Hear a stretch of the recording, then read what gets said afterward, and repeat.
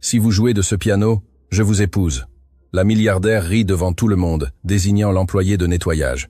Personne n'imaginait que cet homme gardait un secret qui réduirait au silence même le plus arrogant et changerait son destin à jamais.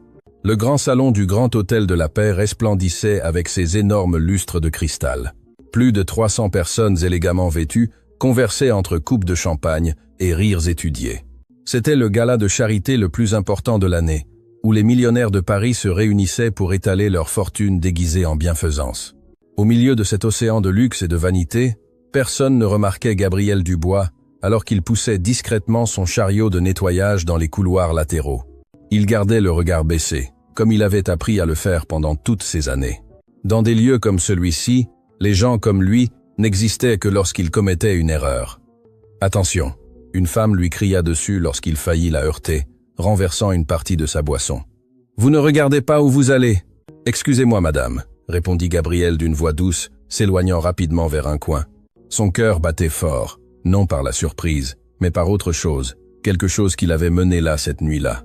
Au centre du grand salon, sur une estrade surélevée, reposait un imposant piano à queue noire, un Steinway, son qui brillait sous les lumières comme un joyau inaccessible. Gabriel le regardait du coin de l'œil chaque fois qu'il le pouvait, sentant ses doigts bouger involontairement, se souvenant de mouvements que son corps n'avait pas oubliés.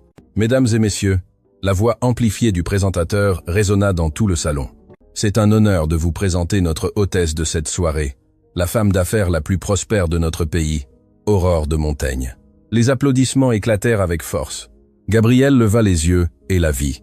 Aurore de Montaigne marchait vers la scène avec l'assurance de celle qui n'avait jamais connu l'échec.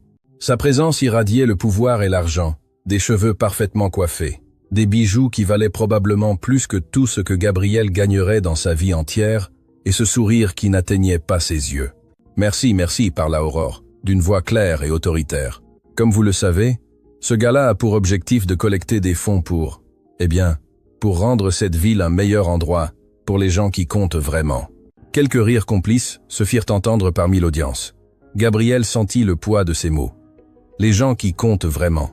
Pour eux, les personnes comme lui n'entraient pas dans cette catégorie. Et pour égayer cette soirée, continua Aurore, nous avons apporté ce magnifique piano. Bien que je doive avouer, elle fit une pause dramatique, que personne ici ne semble avoir le talent suffisant pour en jouer. Des murmures se firent entendre.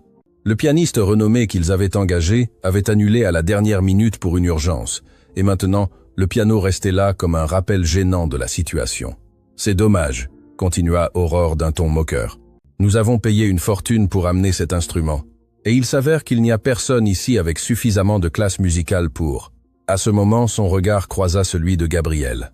Il avait observé le piano avec tant d'intensité qu'il n'avait pas réalisé qu'il était sorti de son coin et se trouvait maintenant complètement visible pour tous. Un silence gênant emplit le salon. Aurore haussa un sourcil, étudiant Gabriel de la tête aux pieds avec une expression mêlant surprise et mépris. « Tiens, dit-elle lentement, s'approchant du bord de la scène. « Il semble que nous ayons ici quelqu'un de très intéressé par notre piano. » Quelques rires nerveux se firent entendre parmi les invités. Gabriel sentit tous les regards se fixer sur lui comme des aiguilles. Il voulut reculer, se cacher, disparaître, mais ses pieds semblaient collés au sol. « Dites-moi », Aurore le désigna directement. « Savez-vous ce qu'est un piano, ou aimez-vous simplement comment il brille ?» Les éclats de rire furent plus forts cette fois. Gabriel serra les poings, sentant l'humiliation brûler son visage.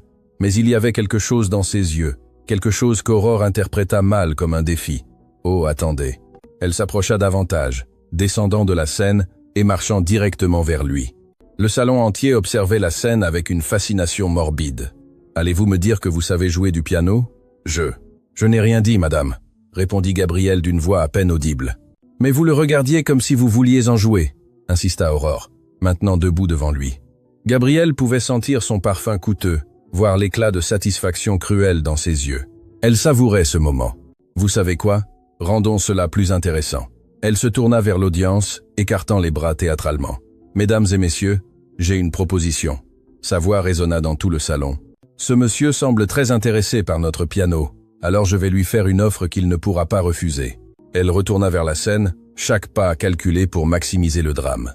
Gabriel sentait que le monde avançait au ralenti. « Si vous jouez de ce piano, » déclara Aurore d'une voix forte et claire, désignant l'instrument majestueux. « Et que vous réussissez à m'impressionner?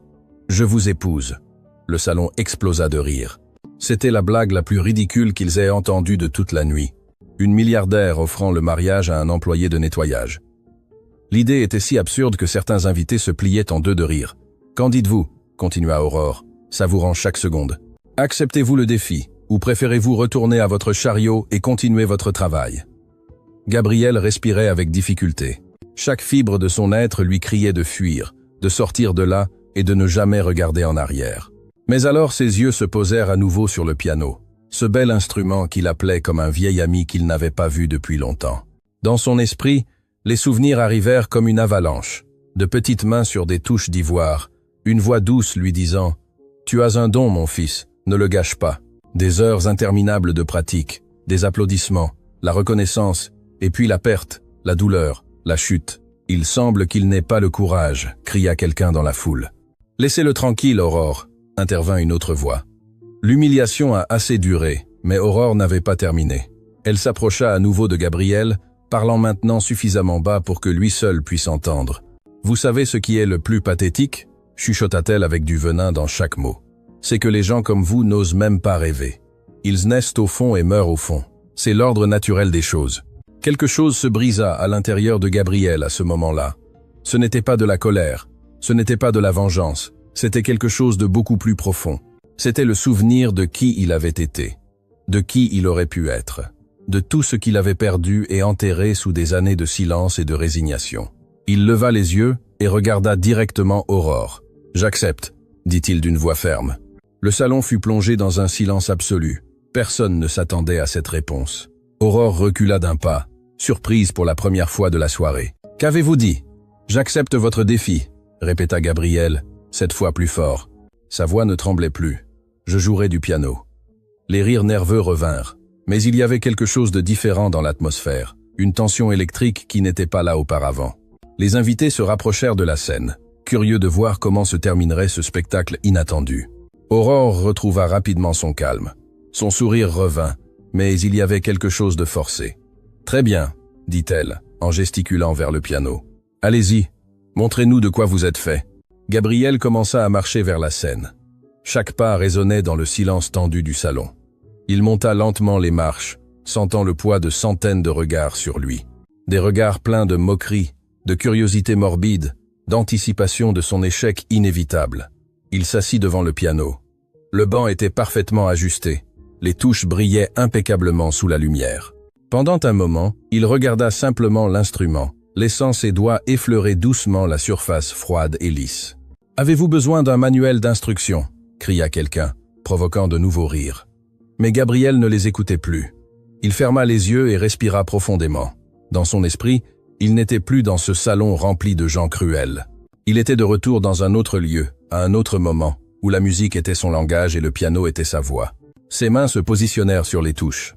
Le salon retint collectivement sa respiration, et alors Gabriel commença à jouer. La première note sortit claire, parfaite, résonnant dans tout l'espace, avec une clarté cristalline. Puis la deuxième et la troisième. Ses doigts se déplaçaient sur les touches, avec une fluidité qui semblait impossible, comme s'il n'avait jamais cessé de le faire. Il jouait Foi claire de lune, Foi de Debussy, l'une des pièces les plus belles et techniquement complexes jamais écrites. Les rires cessèrent instantanément. Les murmures moqueurs se transformèrent en silence absolu, brisés uniquement par la musique qui s'écoulait du piano comme l'eau d'une source. Aurore, qui avait souri avec supériorité, sentit son expression se figer. Ses yeux s'écarquillèrent d'incrédulité tandis qu'elle observait cet homme, cet employé de nettoyage qu'elle avait humilié, transformé le piano en une extension de son âme. Gabriel jouait les yeux fermés, complètement perdu dans la musique. Ses doigts dansaient sur les touches avec une maîtrise à couper le souffle. Ce n'était pas seulement une technique parfaite. Il y avait de l'émotion dans chaque note, une histoire dans chaque accord, de la douleur et de la beauté entrelacées dans une symphonie qui semblait raconter des secrets que les mots ne pourraient jamais exprimer. Les larmes commencèrent à couler sur les joues de certaines personnes dans l'audience. La musique était si belle, si pure, qu'elle touchait quelque chose de profond dans le cœur de ceux qui l'écoutaient. Lorsqu'il atteignit le crescendo de la pièce, le salon entier sembla retenir sa respiration. Les notes montaient et descendaient comme des vagues dans l'océan, chacune plus puissante que la précédente, s'accumulant vers un climax émotionnel qui fit trembler l'âme de chaque personne présente. Et alors, doucement, délicatement, Gabriel joua les dernières notes. La mélodie s'évanouit comme un soupir, laissant un silence si profond que l'on pouvait entendre le battement des cœurs. Pendant plusieurs secondes, personne ne bougea, personne ne respira. Gabriel ouvrit lentement les yeux et regarda ses mains sur les touches, comme s'il ne pouvait pas croire que c'était elle qui avait créé cette magie. Alors, du fond du salon, quelqu'un commença à applaudir, puis un autre et un autre. En quelques secondes, tout le lieu explosa en une ovation assourdissante. Les gens se levèrent applaudissant avec ferveur, certains pleurant ouvertement, tous, sauf une personne. Aurore de Montaigne restait paralysée, regardant Gabriel avec une expression qui mélangeait choc, fureur et quelque chose de plus, quelque chose qui ressemblait dangereusement à du respect. Gabriel se leva lentement du banc du piano, regardant la foule qui l'applaudissait comme s'il avait réalisé un miracle, et d'une certaine manière il l'avait fait. Il se tourna vers Aurore, qui était toujours incapable d'articuler un mot. « Je crois, Madame de Montaigne, dit Gabriel d'une voix tranquille, mais ferme, que vous venez de perdre un pari. » Le salon retomba dans le silence, tous les yeux allant de Gabriel à Aurore, attendant de voir ce qui allait se passer ensuite. Mais personne, absolument personne dans ce salon, ne pouvait imaginer que cette nuit n'était que le début d'une histoire qui changerait des vies, révélerait des secrets enterrés, et prouverait que parfois, la personne la plus invisible est celle qui garde les talents les plus extraordinaires. Le silence dans le salon était si dense qu'on pouvait le couper au couteau. Aurore de Montaigne restait immobile, ses yeux fixés sur Gabriel comme si elle voyait un fantôme. Ses mains tremblaient légèrement, ce que personne d'autre ne semblait remarquer au milieu du tumulte général. « C'était incroyable », murmura une femme dans l'audience. « D'où est sorti cet homme ?» demanda une autre voix. Les murmures grandirent comme des vagues, mais Aurore restait muette. Son visage avait perdu toute expression de moquerie et de supériorité. Il y avait maintenant quelque chose de plus profond, quelque chose qui ressemblait à de la peur. Thierry Moreau, l'organisateur de l'événement et associé d'Aurore, fut le premier à monter sur scène. C'était un homme d'une présence imposante, connu pour son habileté à résoudre les situations inconfortables. « Eh bien, dit-il avec un sourire forcé, essayant d'alléger l'atmosphère. « C'était vraiment spectaculaire, monsieur. Comment avez-vous dit que vous vous appeliez ?»« Je ne l'ai pas dit, » répondit Gabriel avec calme. « Je m'appelle Gabriel Dubois. » Thierry hocha la tête, mais son regard se porta rapidement sur Aurore, qui sembla finalement retrouver son calme. Elle s'éclaircit la gorge et marcha vers le centre de la scène, forçant un sourire qui n'atteignait pas ses yeux. « Ce fut une performance surprenante, dit-elle d'une voix contrôlée, bien que tous puissent détecter la tension sous ses mots. De toute évidence, vous avez eu une formation professionnelle. J'en ai eu, répondit simplement Gabriel. Et que fait quelqu'un avec un tel talent dans le nettoyage? La question d'Aurore sonna plus comme une accusation que comme une curiosité sincère. Le salon entier attendait la réponse. Gabriel baissa les yeux un instant, comme s'il décidait combien révéler. La vie ne se déroule pas toujours comme on le prévoit, dit-il finalement. Avant que quelqu'un ne puisse répondre, une voix féminine cria du fond du salon. « Attendez, je le connais. » Toutes les têtes se tournèrent. Une femme se frayait un chemin à travers la foule, le visage plein de reconnaissance et d'émotion. C'était Bénédicte Fournier, une critique musicale reconnue de la ville. « C'est lui !» s'exclama-t-elle en s'approchant de la scène. « C'est Gabriel Dubois, le prodige musical qui a disparu il y a des années. » Un murmure de surprise parcourut le salon. Plusieurs invités sortirent leur téléphone, cherchant des informations. Aurore pâlit visiblement. Gabriel Dubois, continua Bénédicte, maintenant sur scène à côté de lui, était considéré comme l'un des pianistes les plus prometteurs de sa génération. Il a remporté le concours international de piano alors qu'il n'était qu'un jeune homme. Les critiques l'appelaient le Mozart des temps modernes. « Attendez, » interrompit Thierry, manifestement confus. « S'il était si réussi, que s'est-il passé ?» Bénédicte regarda Gabriel avec une tristesse sincère dans ses yeux. Il a subi une tragédie personnelle qui l'a éloigné du monde de la musique, puis il a simplement disparu. Personne n'a su ce qu'il était devenu jusqu'à maintenant. Gabriel resta silencieux, sa mâchoire tendue. Les souvenirs qu'il avait gardés enterrés si longtemps menaçaient maintenant de faire surface. C'était il y a des années, parla-t-il finalement. Sa voix était à peine un murmure que le microphone capta parfaitement. J'ai perdu les personnes les plus importantes de ma vie dans un accident. Après cela, je n'ai plus pu toucher un piano. Chaque note me rappelait ce que j'avais perdu. Le salon fut plongé dans un silence absolu. Certains invités avaient les larmes aux yeux. L'histoire était plus profonde et plus douloureuse que quiconque l'avait imaginé. Mais vous venez de jouer maintenant, observa Bénédicte doucement. Qu'est-ce qui a changé? Gabriel regarda directement Aurore. Parfois, vous avez besoin que quelqu'un vous rappelle qui vous êtes vraiment, même si cette personne n'en avait pas l'intention. La tension entre Gabriel et Aurore était palpable. Elle le regardait avec une expression indéchiffrable, tandis qu'il maintenait un calme inébranlable. C'est fascinant, intervint à nouveau Thierry, manifestement mal à l'aise avec la tournure émotionnelle de l'événement. Mais je crois que nous nous souvenons tous de la petite plaisanterie qu'Aurore a faite. Ce n'était pas une plaisanterie, la voix de Gabriel coupa l'air comme un couteau. C'était un pari. Vous avez dit, Madame de Montaigne, que si je jouais du piano et que je vous impressionnais, vous m'épouseriez. Il y a plus de 300 témoins ici. Le murmure dans le salon se transforma en un rugissement. Les téléphones brillaient partout. Les gens enregistraient, prenaient des photos, envoyaient des messages. Cette histoire deviendrait virale en quelques minutes. Aurore sentit que le contrôle de la situation lui échappait. Son visage se durcit. « C'était évidemment une blague », dit-elle d'un ton sec. « Une exagération dramatique. Personne ne s'attendait à ce que vous puissiez réellement le faire », l'interrompit Gabriel. « Bien sûr, car les gens comme moi ne peuvent pas avoir de vrai talent, n'est-ce pas? Nous ne sommes bons qu'à être invisibles, à nettoyer après que vous ayez fait le désordre. »« Je ne dis pas cela », répondit Aurore, mais sa voix manquait de conviction. « Alors, que dites-vous » Gabriel fit un pas vers elle. Il n'était pas menaçant, mais il y avait une fermeté dans sa posture qui n'existait pas auparavant. « Que votre parole ne vaut rien, que vous pouvez humilier les gens et ensuite vous cacher derrière juste une blague quand cela ne se passe pas comme prévu. » La foule observait l'échange comme un match de tennis, leurs têtes allant de l'un à l'autre. Aurore sentit que des centaines d'yeux la jugeaient, attendant sa réponse. « Écoutez, elle essaya de paraître raisonnable. Vous êtes manifestement un musicien talentueux, mais une proposition de mariage faite dans ces circonstances ne peut être prise au sérieux. C'est absurde. C'est absurde parce que je suis un employé de nettoyage ?»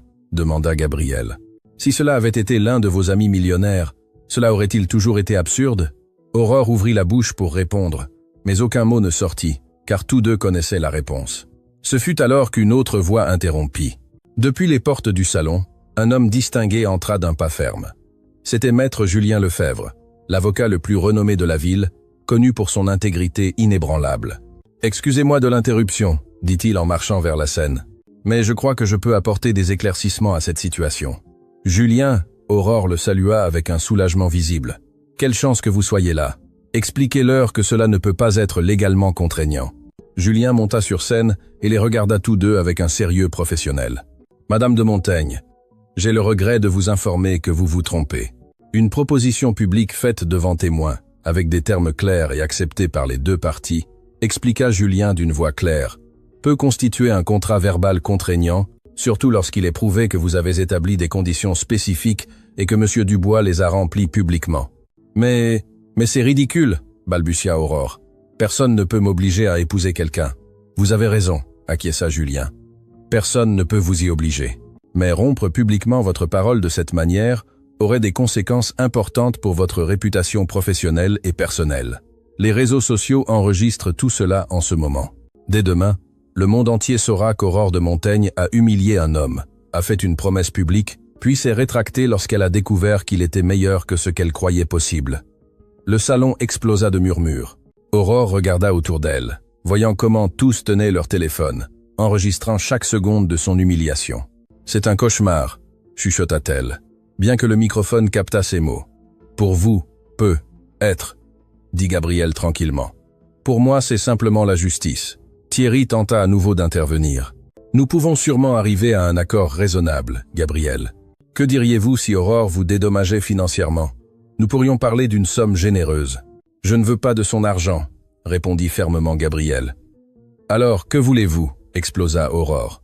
Son calme se brisa finalement. « Vous vous attendez vraiment à ce que je vous épouse? Un vrai mariage ?» Gabriel la regarda droit dans les yeux. « Je veux que vous compreniez ce que c'est d'être jugé injustement. Je veux que vous expérimentiez, ne serait-ce que pour un instant, ce que l'on ressent quand quelqu'un vous traite comme si vous ne valiez rien. C'est cruel, » chuchota Aurore. « Cruel ?» Gabriel fit un pas vers elle. « J'ai travaillé dans votre immeuble pendant des années. J'ai nettoyé votre bureau. J'ai vidé vos poubelles. J'ai été invisible pour vous. Et vous savez ce qui est le pire? Vous ne m'avez même pas reconnu ce soir. Vous ne saviez même pas qui j'étais. malgré le fait de me voir presque tous les jours. Aurore écarquilla les yeux, choquée. Vous travaillez dans mon entreprise, dans votre immeuble, corrigea Gabriel. Pour l'entreprise de nettoyage que vous engagez. J'y suis depuis des années. Mais bien sûr, les gens comme moi n'existent pas pour les gens comme vous. Nous sommes des fantômes commodes. La révélation tomba comme une bombe. Aurore recula, son visage montrant quelque chose qui aurait pu être de la honte. Bénédicte Fournier, qui était resté sur scène observant tout, parla finalement. « Gabriel, je sais que vous avez souffert. Je sais que vous avez perdu beaucoup. Mais est-ce vraiment ce que vous voulez? La vengeance ?» Gabriel baissa les yeux un instant, et quand il les leva à nouveau, il y avait des larmes dans ses yeux. « Je ne veux pas de vengeance, » dit-il d'une voix brisée. « Je veux juste que quelqu'un me voie enfin. Me voie vraiment. Pas comme un prodige musical, pas comme un employé de nettoyage, juste comme un être humain qui mérite le respect. » Le silence qui suivit était assourdissant. Beaucoup dans l'audience pleuraient ouvertement. Maintenant, la sincérité crue de Gabriel avait touché quelque chose de profond chez toutes les personnes présentes. Aurore était paralysée, des larmes coulant sur son visage parfaitement maquillé. Pour la première fois de sa vie, elle n'avait pas de mots, pas de réponse, pas de contrôle. « J'ai une proposition », parla à nouveau Julien. « Madame de Montaigne, Monsieur Dubois, que diriez-vous si je vous donnais le temps de parler en privé? De discuter de cela rationnellement, loin des caméras et des jugements publics. » Gabriel regarda Aurore, qui acquiesça faiblement. « C'est d'accord », accepta-t-il. Thierry annonça rapidement au microphone. « Mesdames et messieurs, nous allons prendre une courte pause. Veuillez profiter des rafraîchissements dans le salon attenant pendant que nous résolvons cette situation. » La foule commença à se déplacer, bien que personne ne voulût vraiment partir. Les murmures étaient assourdissants, les spéculations volaient. Ce serait l'événement le plus commenté de l'année. Julien guida Gabriel et Aurore vers une salle privée, à l'écart du grand salon. Une fois là, il ferma la porte, les laissant seuls. Aurore s'effondra sur une chaise, son calme complètement brisé. Gabriel resta debout, l'observant. « Pourquoi ?» demanda-t-elle finalement d'une voix cassée. « Pourquoi avez-vous accepté? Vous saviez que cela m'humilierait, que cela me ferait passer pour une imbécile devant tout le monde. »« Pourquoi ?» Gabriel répondit doucement. « J'avais besoin que vous ressentiez, ne serait-ce que pour une seconde, ce que j'ai ressenti pendant des années. L'humiliation, le jugement, l'invisibilité. Mission accomplie. »« Mission accomplie !» dit Aurore amèrement. « Ma réputation est détruite. Dès demain, je serai la risée de tout le pays. Il n'est pas nécessaire qu'il en soit ainsi. » Gabriel s'assit en face d'elle. « Nous pouvons encore résoudre cela. » Aurore le regarda avec des yeux rougis. « Comment ? Le mal est fait. Il y a quelque chose que vous devez comprendre. » Gabriel se pencha en avant. « Je ne vous déteste pas, Aurore. Je ne vous connais même pas vraiment. Mais ce que vous avez fait ce soir, cette moquerie cruelle, cette humiliation publique, ce n'est pas la première fois que cela m'arrive. Cela a été ma vie pendant des années, et je suis fatigué. Alors, que voulez-vous de moi ?» demanda-t-elle, sincèrement confuse. Gabriel respira profondément. « Je veux que vous appreniez. Je veux que vous changiez. Je veux que vous regardiez les personnes que vous considérez comme inférieures et que vous les voyiez réellement. Et comment suis-je censé faire cela ? Épousez-moi, dit simplement Gabriel.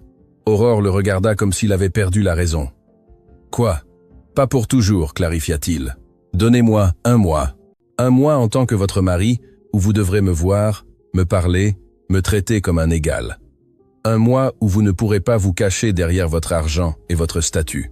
Et si après ce mois, vous croyez toujours que je ne vaux rien, que je ne suis qu'un employé de nettoyage sans valeur, alors nous divorçons et vous ne me reverrez plus jamais. Aurore l'observait avec incrédulité.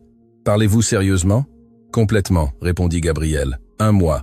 C'est tout ce que je demande. Et en échange, je vous promets qu'après cela, je disparaîtrai de votre vie et je ne parlerai plus jamais publiquement de cela. Et si je refuse ? Alors cette histoire vivra pour toujours sur Internet. La milliardaire qui a humilié un prodige musical tombé en disgrâce et qui a ensuite rompu sa parole publiquement lorsqu'il a prouvé être extraordinaire. Aurore ferma les yeux. Elle était piégée et ils le savaient tous les deux.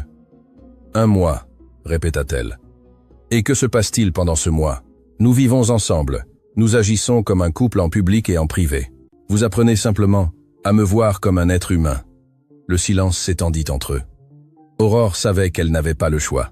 Sa réputation, son entreprise, tout ce pour quoi elle avait travaillé était en jeu. « D'accord », chuchota-t-elle finalement. 1 mois. Gabriel hocha la tête, Mais il y avait quelque chose dans son expression qu'Aurore ne pouvait interpréter. Triomphe, tristesse, détermination. Alors nous avons un accord. Il tendit sa main. Aurore la regarda longuement avant de la serrer. Nous avons un accord. Aucun d'eux ne pouvait imaginer que cette simple poignée de main changerait leurs deux vies à jamais, révélant des secrets qui avaient été cachés pendant des années, et prouvant que parfois les personnes les plus inattendues peuvent nous enseigner les leçons les plus précieuses.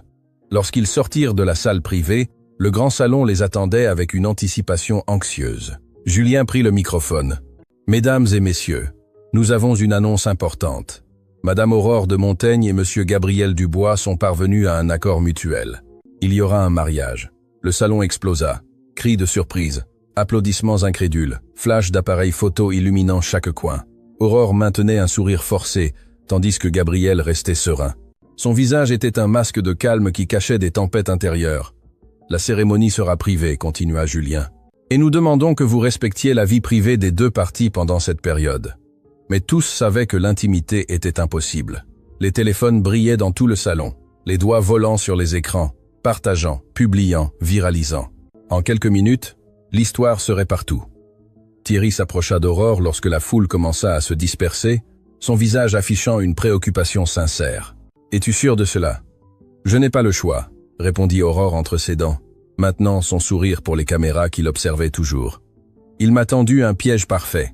Tu peux toujours refuser, affronter les conséquences publiques, mais conserver ta liberté. » Aurore regarda Gabriel, qui conversait tranquillement avec Bénédicte Fournier à l'autre bout du salon. « Il ne s'agit plus de liberté, Thierry.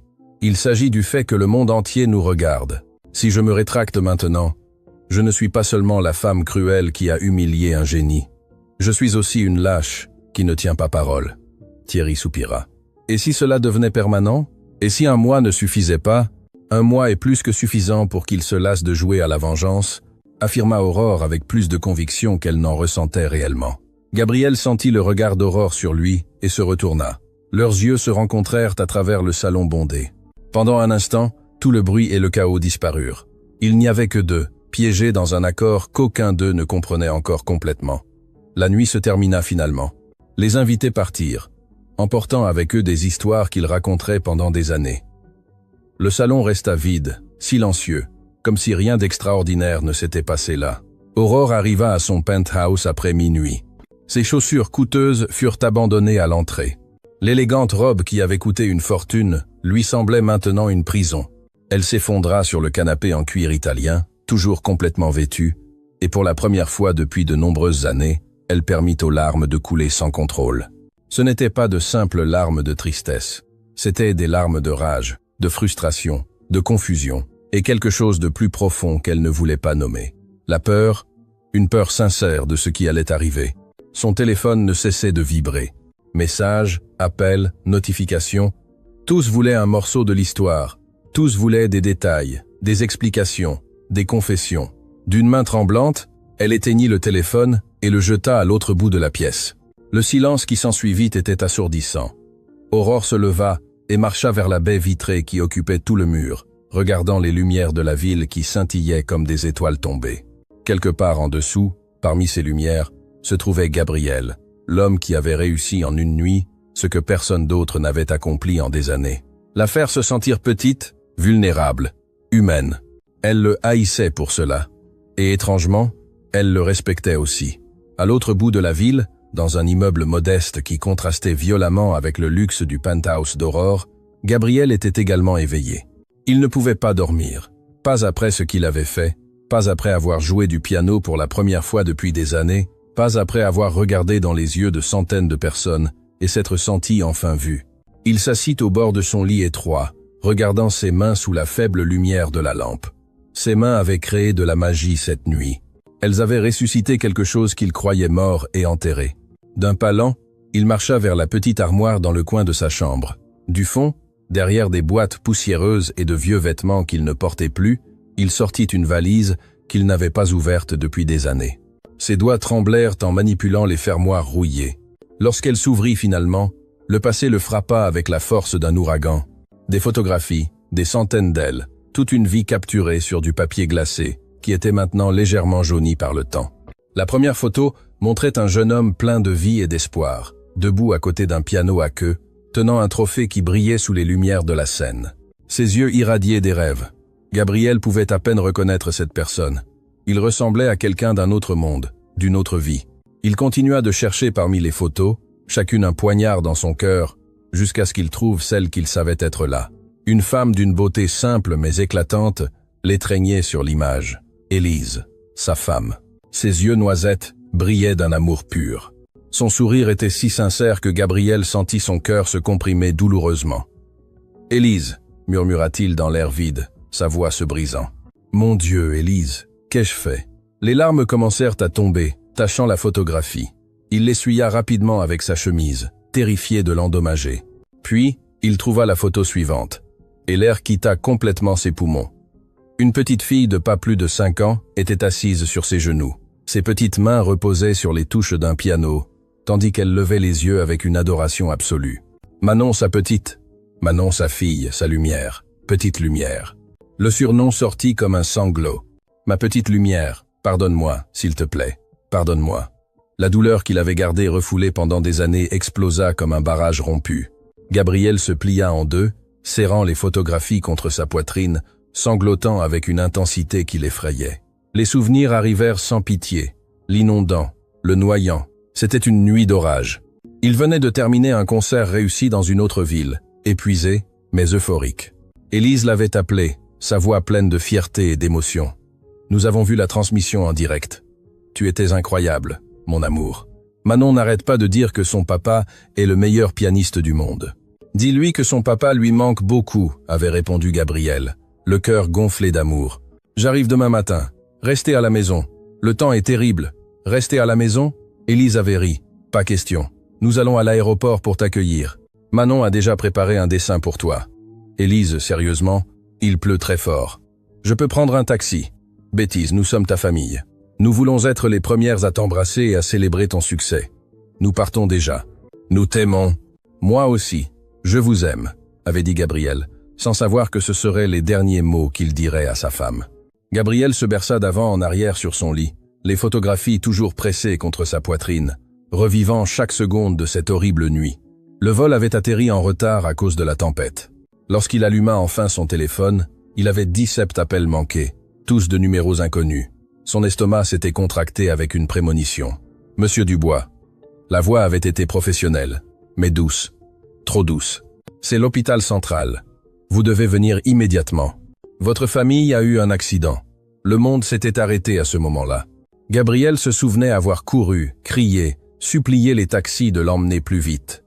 Il se souvenait être entré à l'hôpital comme un fou, cherchant des réponses que personne ne voulait lui donner. « Nous sommes vraiment désolés », avait dit le docteur, ses mots soigneusement mesurés. « Votre fille n'a pas résisté à l'impact. Elle est décédée sur les lieux. Votre femme est en chirurgie d'urgence. » Mais Gabriel avait couru vers la salle de chirurgie, frappant aux portes, criant jusqu'à ce qu'on le laisse finalement entrer. Élise était connectée à des machines, son visage pâle comme la mort, mais ses yeux avaient encore de la vie. Quand elle le vit, elle essaya de sourire. Gabriel. Sa voix était à peine un murmure. Manon, notre Manon. Chut, ne parle pas. Gabriel avait pris sa main, des larmes coulant sans contrôle. Tu vas t'en sortir. Nous allons tous les deux nous en sortir. Élise avait faiblement secoué la tête. Ses yeux disaient ce que ses lèvres ne pouvaient pas. Elle savait qu'elle était en train de mourir. Promets-moi, avait-elle chuchoté, chaque mot un effort monumental. Promets-moi que tu continueras à jouer, que tu vivras pour nous deux. Non, non, non. Gabriel avait sangloté. Ne me quitte pas. S'il te plaît, Élise, ne me quitte pas. Mais elle ne pouvait plus l'entendre. Ses yeux se fermèrent doucement, sa main se relâcha dans la sienne, et la machine commença à émettre ce son horrible continu qui signifiait que tout était terminé. Gabriel cria dans sa petite chambre, le son étouffé contre les photographies. Il pleura comme il n'avait pas pleuré depuis la nuit des funérailles. Il pleura pour Élise, pour Manon, pour toutes les années qu'ils auraient dû avoir ensemble, pour tous les moments qui leur avaient été volés. « Je vous ai promis de vivre », dit-il entre ses sanglots, « mais je n'ai fait qu'exister. J'ai été un fantôme, Élise. Un lâche qui n'a pas eu le courage de vraiment vivre, parce que vivre sans vous fait trop mal. » Le téléphone sonna, le surprenant. Il était après minuit. Il faillit ne pas répondre, mais quelque chose le poussa à le faire. « Monsieur Dubois, Une voix féminine, professionnelle et efficace. « Je suis Cécile Mercier, assistante personnelle de Madame de Montaigne. » Gabriel essuya rapidement ses larmes, essayant de contrôler sa voix. « Oui, j'appelle pour coordonner les détails de votre déménagement au penthouse de Madame. Elle souhaite que tout soit fait demain matin. » Demain? Gabriel regarda autour de son petit appartement, le seul refuge qu'il avait connu pendant des années. « N'est-ce pas trop tôt? Madame de Montaigne préfère gérer les situations avec efficacité, » répondit Cécile d'un ton qui n'admettait pas de débat. « Une voiture viendra vous chercher à 9 heures du matin. Veuillez n'apporter que l'essentiel. L'essentiel. » Gabriel regarda les photographies éparpillées sur son lit. Qu'était l'essentiel quand on avait perdu tout ce que l'on aimait? « Entendu, » répondit-il finalement. « Excellent. Ah, une chose de plus, monsieur Dubois. Le mariage civil aura lieu dans 2 jours, avec seulement les témoins nécessaires présents. Ensuite, il y aura une séance photo pour les médias. Séance photo. » L'idée lui semblait absurde. Madame de Montaigne est une figure publique éminente. Elle a besoin de contrôler le récit de cette situation. J'espère que vous comprenez. Gabriel comprenait parfaitement. Pour Aurore, cela restait un problème corporatif qui devait être géré avec une précision chirurgicale. Pas un vrai mariage, pas une connexion humaine, juste un contrôle des dégâts. Autre chose? Demanda-t-il, voulant mettre fin à l'appel. Non, monsieur. Bonne nuit. Lorsqu'il raccrocha, Gabriel resta à fixer son téléphone pendant un long moment. Dans 2 jours, il épouserait une femme qui le méprisait, une femme qui l'avait forcé à cet accord, une femme qui le haïssait probablement de toutes ses fibres. Qu'est-ce qu'il était en train de faire? Il rangea soigneusement les photographies et les remit dans la valise, n'en laissant qu'une à l'extérieur. La photo d'Élise et Manon ensemble, souriant à l'appareil photo, heureuse et innocente, sans savoir qu'il ne leur restait que quelques jours à vivre. « Je ne sais pas si c'est la bonne chose à faire, » leur dit-il. « Je ne sais pas si c'est ce que tu voulais, Élise. Mais j'avais besoin de ressentir quelque chose. J'avais besoin de prouver que j'existe toujours, que je compte toujours. » Les visages souriants sur la photo n'offrirent aucune réponse. Ils le regardaient simplement avec un amour éternel et silencieux. Cette nuit-là, ni Gabriel ni Aurore ne dormirent. Tous deux étaient éveillés dans leurs espaces respectifs, traitant ce qui s'était passé, terrifiés par ce qui allait arriver. Aurore regardait le contrat de mariage que Julien lui avait envoyé. Termes, conditions, clauses de sortie, tout était si clinique, si dépourvu d'émotions réelles, comme il se devait. Alors pourquoi se sentait-elle si vide? Gabriel rangeait les photographies, emballait sa vie dans 2 petites valises, tout ce qu'il possédait au monde tenait dans 2 sacs, tandis qu'Aurore avait un penthouse de 2 étages rempli de choses qu'elle n'utilisait probablement jamais. L'ironie ne lui échappa pas. Lorsque l'aube arriva finalement, tous deux l'observèrent depuis leur fenêtre. Aurore depuis sa tour de verre regardant vers le bas, Gabriel depuis son modeste appartement regardant vers le haut. En moins de 24 heures, leur monde allait entrer en collision d'une manière qu'aucun des deux ne pouvait anticiper. Des secrets seraient révélés, des blessures seraient exposées, et tous deux devraient décider si ce mariage forcé serait leur destruction ou leur salut. Le soleil se leva sur la ville, indifférent au drame humain qui se déroulait sous sa lumière. Un nouveau chapitre était sur le point de commencer, et aucun des deux n'était préparé à ce qui allait suivre. La voiture noire arriva exactement à 9 heures du matin. Le chauffeur, un homme d'âge moyen à l'expression neutre, aida Gabriel avec ses 2 petites valises. Il ne posa aucune question sur la raison pour laquelle quelqu'un avait si peu d'affaires. Les riches payaient pour la discrétion, pas pour la conversation. Pendant le trajet vers le quartier exclusif, Gabriel regarda par la fenêtre comment son monde s'éloignait et un tout nouveau s'approchait. Les immeubles modestes cédaient la place aux tours de verre. Les rues bruyantes se transformaient en avenues impeccables. C'était comme traverser une frontière invisible entre 2 univers qui n'auraient jamais dû se toucher. Lorsque l'ascenseur s'ouvrit directement dans le penthouse d'Aurore, Gabriel eut l'impression d'entrer dans un musée, pas dans une maison. Tout était parfaitement blanc, noir ou gris. Pas une seule photographie sur les murs, pas une seule plante qui apportait de la vie, pas un seul objet déplacé. « Vous êtes arrivé !» La voix d'Aurore le surprit. Elle apparut de ce qui semblait être la cuisine, vêtue de manière décontractée dans des vêtements de sport élégants, mais sans maquillage. Les cernes sous ses yeux trahissaient qu'elle n'avait pas dormi non plus. « Votre chambre est au 2e étage, » dit-elle d'un ton professionnel, évitant son regard. « Cécile vous montrera tout. J'ai des réunions virtuelles toute la matinée. Aurore, attendez. » Gabriel laissa ses valises. « Nous devons parler d'eux. » « Il n'y a rien à discuter. » Elle l'interrompit brusquement. « Nous avons un accord. 1 mois. Après cela, chacun suit son chemin. » En attendant, nous gardons les apparences en public et nous nous ignorons en privé. Nous ignorer? Gabriel fit un pas vers elle. N'était-il pas censé que ce mois soit pour nous connaître? C'était votre idée, pas la mienne. Aurore le regarda finalement directement. Ses yeux montraient quelque chose de plus que de la froideur. Ils montraient de la peur. Je ne fais qu'honorer ma part du marché. Ne vous attendez pas à ce que je feigne que ce soit autre chose que ce que c'est. Avant que Gabriel ne puisse répondre, le son de l'interphone interrompit. Aurore appuya sur un bouton sur le mur. « Oui, Madame de Montaigne, vous avez une visite. » La voix du portier semblait inhabituellement nerveuse. Elle dit que c'est urgent. C'est Inès de Montaigne. La couleur s'échappa complètement du visage d'Aurore. Ses mains commencèrent à trembler visiblement. « Qui est Inès ?» demanda Gabriel, alarmé par sa réaction. « Ma sœur !» chuchota Aurore comme si les mots lui brûlaient la gorge. « Nous ne nous sommes pas parlé depuis des années. Que dois-je faire, madame ?» demanda le portier par l'interphone. Aurore ferma les yeux, respirant profondément. « Laissez-la monter. » Les minutes suivantes furent tendues. Aurore marchait de long en large, visiblement agitée. Gabriel ne l'avait jamais vue ainsi, si incontrôlée, si humaine. Lorsque l'ascenseur s'ouvrit, une femme du même âge qu'Aurore entra. La ressemblance était indéniable, mais tandis qu'Aurore irradiait une froideur calculée, cette femme avait de la chaleur dans ses yeux. Elle était vêtue simplement, sans marques ostentatoires, ni bijoux coûteux. « Bonjour Aurore !» Inès parla la première, sa voix douce mais ferme. « Que fais-tu ici ?» demanda Aurore sans lui rendre son salut. « J'ai vu les nouvelles.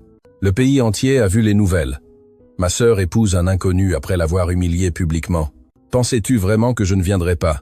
Tu n'es pas la bienvenue ici, dit Aurore sèchement. Pas après ce que tu as fait. Ce que j'ai fait? Inès rit amèrement. Aurore, des années ont passé. Quand vas-tu arrêter de me blâmer? Jamais, explosa Aurore. Son calme se brisa finalement. Tu as détruit notre famille. À cause de toi, papa. Elle s'arrêta brusquement, réalisant que Gabriel écoutait tout.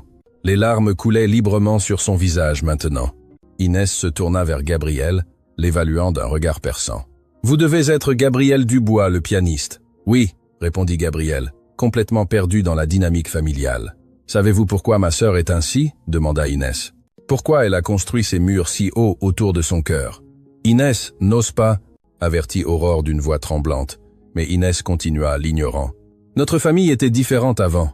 Notre père avait une petite entreprise, mais prospère. Nous étions heureux, normaux. Puis j'ai commis une erreur. »« Une erreur ?»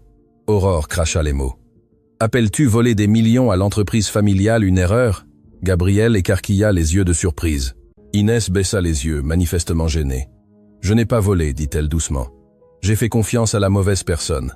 Mon mari à l'époque a manipulé des comptes, falsifié des signatures. Au moment où je m'en suis rendu compte, il était trop tard. « Et tu n'as rien dit » cria Aurore. « Tu as laissé papa penser que c'était toi. Tu as laissé le scandale le détruire. »« Parce que c'était mon mari » répondit Inès d'une voix brisée. « Parce que je pensais pouvoir protéger ce qui restait de la famille en assumant la faute. Je pensais que papa finirait par comprendre, mais il ne l'a pas fait. Il est mort, chuchota Aurore. Le scandale l'a achevé, le stress, la honte, la perte de son entreprise, tout cela l'a tué. Le silence qui suivit fut dévastateur. Gabriel sentait qu'il était témoin de blessures si profondes que même le temps n'avait pas réussi à les guérir. « C'est pourquoi tu es devenue ainsi », dit doucement Inès. « Tu as travaillé comme une folle pour reconstruire le nom de Montaigne, pour prouver que notre famille valait toujours quelque chose. Et en cours de route, tu as oublié comment être humaine. Et que sais-tu d'être humaine ?» rétorqua Aurore. « Tu es partie. Tu as disparu pendant des années pendant que je portais tout seul. Je suis partie parce que tu m'as chassé, corrigea Inès. Tu as dit que tu ne voulais plus jamais me revoir, que j'étais morte pour toi. » Aurore se détourna, incapable de faire face à sa sœur. « Pourquoi viens-tu maintenant, après tout ce temps ?»« Parce que j'ai vu ton visage dans cette vidéo. » Inès s'approcha d'elle. « J'ai vu comment cet homme a joué du piano et comment tu le regardais. Et pour la première fois depuis des années, j'ai vu quelque chose dans tes yeux. La peur, oui, mais aussi. » Aurore essuya furieusement ses larmes. « Tu ne sais rien de moi. »« Je sais que tu épouses un étranger dans 2 jours, » Inès souligna. « Je sais que quelque chose dans ce gars-là t'a suffisamment secoué pour accepter quelque chose de complètement fou. Et je sais que la sœur que j'ai connue, celle qui rêvait autrefois d'amour véritable et de famille, est toujours là quelque part à l'intérieur. » Gabriel observait l'échange, le cœur serré. « Aurore, La femme froide et calculatrice qu'il avait humiliée publiquement était en réalité quelqu'un de profondément blessé, quelqu'un qui avait perdu autant que lui. « Inès, s'il te plaît, va-t'en », dit Aurore d'une voix fatiguée. « Je ne peux pas faire ça maintenant. »« D'accord, » acquiesça Inès. « Mais avant de partir, j'ai besoin de te dire quelque chose que j'aurais dû dire il y a des années. Je suis désolé. Je suis désolé d'avoir fait confiance à la mauvaise personne. Je suis désolé de ne pas avoir été plus forte. Je suis désolé que papa soit mort en pensant que je l'avais trahi. Et je suis désolé que nous ayons perdu toutes ces années d'être sœurs. » Elle se retourna pour partir, mais elle vit alors les valises de Gabriel à l'entrée. L'une était légèrement ouverte. Le bord d'une photographie était visible. Sans demander la permission, Inès s'approcha et sortit la photo. C'était l'image d'Élise et Manon. « Qui sont-elles » demanda-t-elle doucement. Gabriel sentit comme si on l'avait frappé à la poitrine. « Ma famille. Elles sont mortes il y a des années. » Inès étudia la photographie avec une attention inhabituelle. Son visage pâlit progressivement. « Comment s'appelait votre femme ?»« Élise » répondit Gabriel, confus par la réaction. « Élise Dubois, née Mercier. » La photographie tomba des mains d'Inès. Aurore se retourna rapidement, alarmée. « Qu'est-ce qui se passe ?» demanda-t-elle. Inès la regarda avec des yeux pleins de larmes et d'horreur. « Aurore, te souviens-tu de l'accident? Celui causé par le mari dont je t'ai parlé? Qu'est-ce que cela a à voir avec ?» commença Aurore, mais elle comprit alors. Son visage se transforma en un masque d'horreur. « Non, » chuchota-t-elle, « mon ex-mari. Il conduisait en état d'ébriété cette nuit-là, » dit Inès d'une voix tremblante. « Il a traversé la voie sur l'autoroute. Il a percuté un autre véhicule. Il est mort dans l'impact. Je n'ai jamais su qui étaient les victimes de l'autre voiture. Les avocats ont tout géré. J'étais anéanti, sous le choc. Mais maintenant, Gabriel sentit que le monde s'inclinait dangereusement. « Que dites-vous » ? L'accident qui a tué votre femme et votre fille, Inès pouvait à peine parler, a été causé par mon mari, par l'homme en qui j'ai eu confiance, par l'homme dont j'ai assumé la faute. Le silence qui tomba sur le penthouse était si dense qu'il écrasait. 3 personnes, 3 étrangers, connectés par une tragédie qu'aucun n'avait comprise complètement jusqu'à maintenant. Gabriel s'effondra sur le canapé, incapable de traiter l'information. L'homme qui avait détruit sa vie, qui avait tué Élise et Manon, était connecté à Aurore, à la femme qu'il était sur le point d'épouser. « Je ne savais pas » sanglota Inès. « Gabriel, vous devez me croire. Je ne savais pas. Si j'avais su qu'il y avait des victimes, qu'il y avait une famille détruite.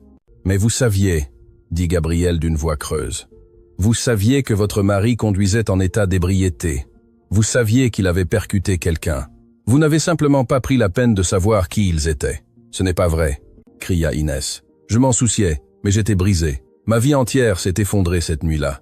J'ai perdu mon mariage, ma famille, mon père, et moi. Qu'ai-je perdu ?» Gabriel se leva, sa voix tremblant d'émotion contenue. « J'ai perdu ma femme. J'ai perdu ma fille de 5 ans. Manon avait 5 ans, et elle est morte parce que votre mari a décidé de boire et de conduire.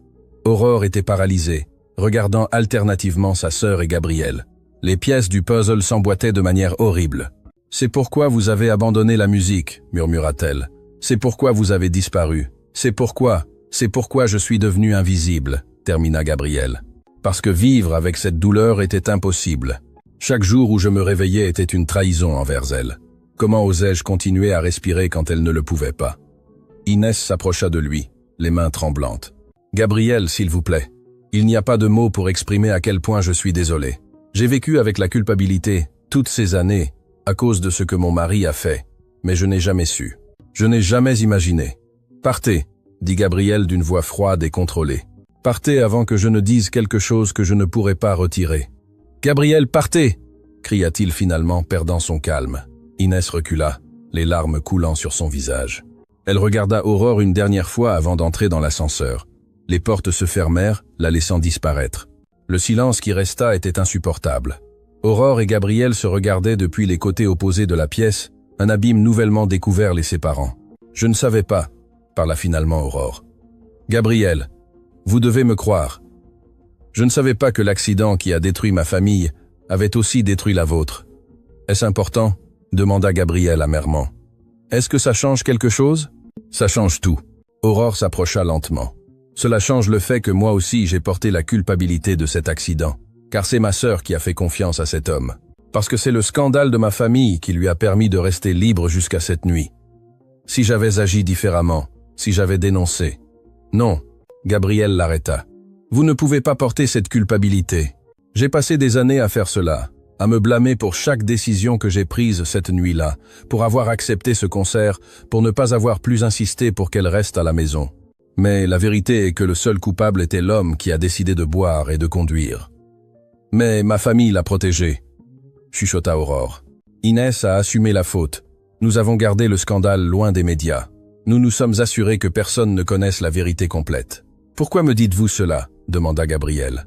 Parce que vous méritez de connaître toute la vérité. Aurore essuya ses larmes. Parce que je comprends maintenant pourquoi vous m'avez regardé de cette manière au gala. Ce n'était pas seulement de la vengeance, c'était la douleur, reconnaissant la douleur. 2 personnes brisées, entrant en collision au pire moment possible. Gabriel s'assit à nouveau, épuisé émotionnellement et physiquement. Que faisons-nous maintenant ? Je ne sais pas, admit Aurore, s'asseyant à côté de lui, mais gardant ses distances. Le contrat dit que nous nous marions dans 2 jours, mais après ça. Après ça, quoi ? Gabriel la regarda. Nous annulons tout ? Nous faisons semblant que cette horrible connexion n'existe pas ? Connexion ? Aurore le regarda avec confusion. Nous sommes connectés par la pire tragédie de nos vies, expliqua Gabriel. Votre famille et ma famille détruites par le même homme au même moment. Ne voyez-vous pas la cruelle ironie ? Nous nous sommes haïs pour des raisons superficielles, alors que nous partageons une douleur si profonde. Aurore resta silencieuse, traitant ses mots. Elle parla finalement. « Voulez-vous toujours m'épouser, sachant tout cela ?»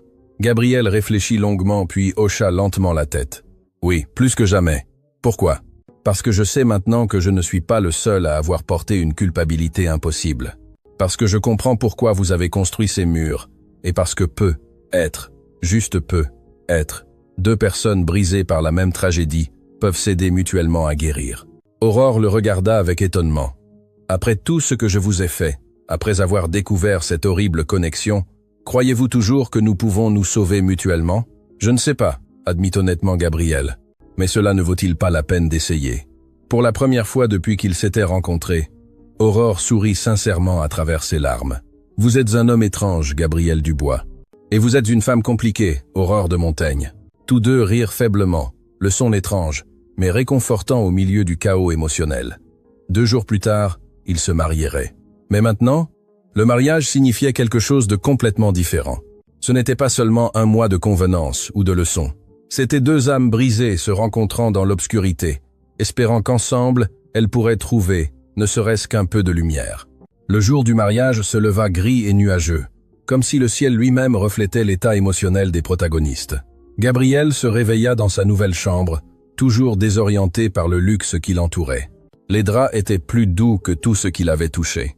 La vue depuis la fenêtre montrait la ville entière étendue comme un tapis à ses pieds, mais rien de tout cela n'avait d'importance. Dans quelques heures, il épouserait la femme dont la famille était liée à la mort d'Élise et Manon. Il se leva et marcha vers la table de chevet, où il avait placé la photographie de sa famille. « Qu'en penserait-elle » murmura-t-il aux images souriantes. « Me haïrait-elle d'épouser quelqu'un lié à leur mort ? Ou comprendrait-elle » Comme toujours, les photographies ne répondirent pas, mais cette fois, Gabriel ressentit quelque chose de différent. Non seulement de la douleur, mais aussi une étrange sensation de paix, comme si finalement, après des années de punition auto-imposée, il se permettait la possibilité d'aller de l'avant. À l'autre bout du penthouse, Aurore était également réveillée. Elle n'avait pas dormi de la nuit. Elle se regardait dans le miroir, étudiant son propre visage comme si c'était celui d'une étrangère. « Qui es-tu vraiment ?» se demanda-t-elle à voix haute. La femme d'affaires impitoyable que tout le monde croit connaître, la sœur qui a chassé sa famille, ou quelqu'un qui a simplement trop peur de ressentir. Un léger coup à la porte la sortit de ses pensées. « Aurore !» c'était la voix de Gabriel. « Puis-je entrer ?» Elle hésita un instant avant de répondre. « Entrez !» Gabriel entra, toujours en tenue décontractée. Il avait l'air aussi perdu qu'elle se sentait. « Je n'arrivais pas à dormir, admit-il. »« Moi non plus, » avoua Aurore. « Je n'arrête pas de penser à ce qu'Inès a dit, à tout ce qui a été révélé. Moi aussi. » Gabriel s'assit au bord du lit, gardant une distance respectueuse. « Lui as-tu parlé depuis qu'elle est partie ?» Aurore secoua la tête. « Je ne saurais pas quoi dire. Des années ont passé, tant de douleurs, tant de ressentiments. Et maintenant ceci. Maintenant nous savons que les 2 familles ont été détruites par la même personne. Que ta sœur a perdu autant que moi. Que tu as porté une culpabilité qui ne t'appartenait pas, compléta Gabriel. Je ne peux pas encore lui pardonner, murmura Aurore. Je sais que cela semble cruel, mais chaque fois que je pense à elle, je me souviens de papa mourant d'une crise cardiaque causée par le stress. Je me souviens comment tout s'est effondré. Le pardon n'arrive pas immédiatement, dit doucement Gabriel. Crois-moi, je le sais. J'ai passé des années sans pouvoir me pardonner à moi-même. Aurore le regarda directement. Et maintenant, peux-tu te pardonner? J'apprends, répondit honnêtement Gabriel. Te connaître, aussi étrange que cela puisse paraître, m'apprend que la douleur n'a pas à me définir pour toujours. Ils restèrent dans un silence partagé, deux personnes au bord de quelque chose qu'aucun ne comprenait encore complètement. Dans 3 heures, nous nous marions, dit finalement Aurore. Un mariage sans amour, sans famille, sans rien qui le rende réel. Et si nous le rendions réel? Demanda Gabriel soudainement. Que voulez-vous dire? Je veux dire qu'au lieu de faire semblant, au lieu d'agir pour les caméras, que diriez-vous de faire de vrais vœux? Pas des vœux d'amour éternel, car ce serait un mensonge, mais des vœux d'honnêteté, de nous donner une vraie chance. Aurore réfléchit longuement. Des vœux de quoi exactement? D'être vulnérable, proposa Gabriel. De ne pas nous cacher derrière des masques, de nous aider mutuellement à guérir, même si cela fait mal. Cela semble terrifiant, admit Aurore. Ça l'est, acquiesça Gabriel. Mais rester comme nous sommes l'est aussi. Au moins ceci est terrifiant avec un but. Aurore tendit sa main. Alors c'est un marché. De vrais vœux. Une vraie vulnérabilité. Un mois pour voir si 2 personnes brisées peuvent créer quelque chose de complet. Gabriel lui serra la main. Cette fois, le contact dura un peu plus longtemps. Quelque chose changeait entre eux. Quelque chose de subtil, mais d'indéniable. Le bureau de l'état civil était froid et impersonnel, exactement comme Aurore l'avait voulu. Seul Julien, l'avocat, et Cécile, l'assistante, étaient présents en tant que témoins officiels. Thierry avait envoyé des excuses, disant qu'il ne pouvait pas soutenir cette farce. Le fonctionnaire du gouvernement lut les vœux standards d'une voix monotone, manifestement ennuyé. Il avait traité des douzaines de mariages cette semaine. Celui-ci n'était qu'un de plus. Aurore de Montaigne accepte-t-elle Gabriel Dubois pour époux? Aurore regarda Gabriel. Dans ses yeux, elle vit de la douleur, de l'espoir, de la peur et de la détermination. J'accepte. Gabriel Dubois accepte-t-il Aurore de Montaigne pour épouse? Gabriel soutint son regard. J'accepte. Par le pouvoir qui m'est conféré par l'État, je vous déclare mari et femme.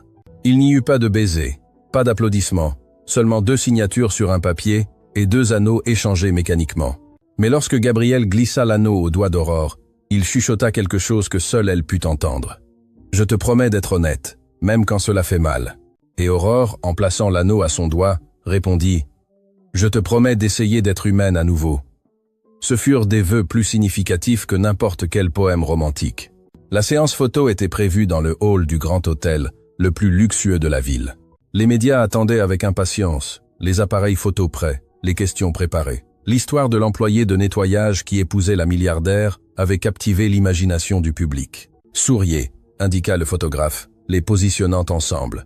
Aurore sourit avec une perfection pratique, le même sourire qu'elle utilisait lors des conférences de presse, mais Gabriel ne le put pas. Son sourire était petit, sincère, nerveux. « Madame de Montaigne », cria un journaliste. « Que ressentez-vous à l'idée d'épouser quelqu'un que vous avez rencontré il y a à peine quelques jours ?»« Je me sens surprise par la vie », répondit soigneusement Aurore. « Parfois, les connexions les plus inattendues sont les plus significatives. »« Monsieur Dubois », demanda un autre journaliste, « est-il vrai que vous êtes le pianiste disparu Gabriel Dubois? Pourquoi avez-vous abandonné la musique ?»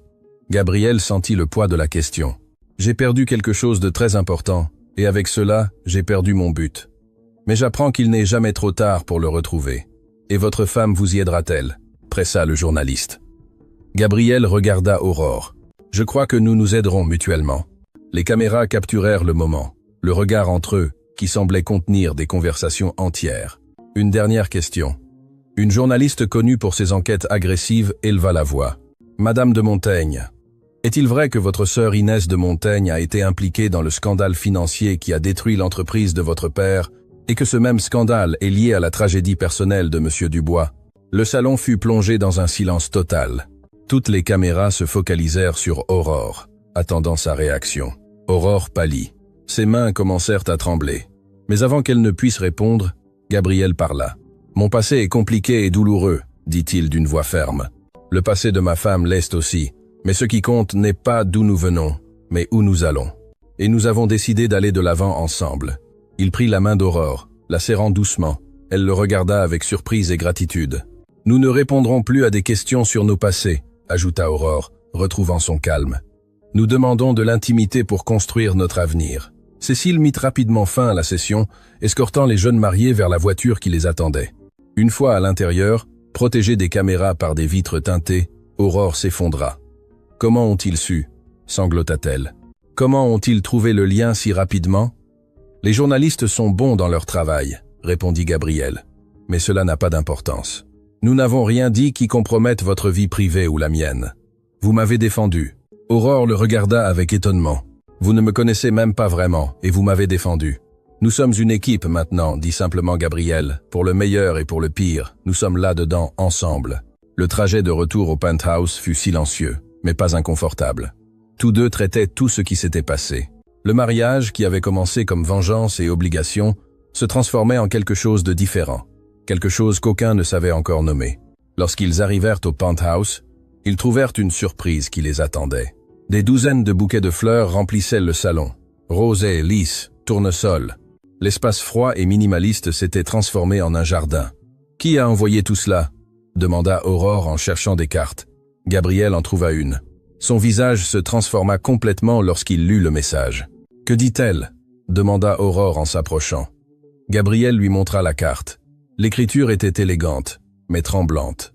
Les tournesols étaient ses préférés. « Élise me l'a dit une fois à l'hôpital, lorsque nous attendions toutes deux la naissance de nos bébés. Je ne savais pas que c'était votre femme jusqu'à maintenant.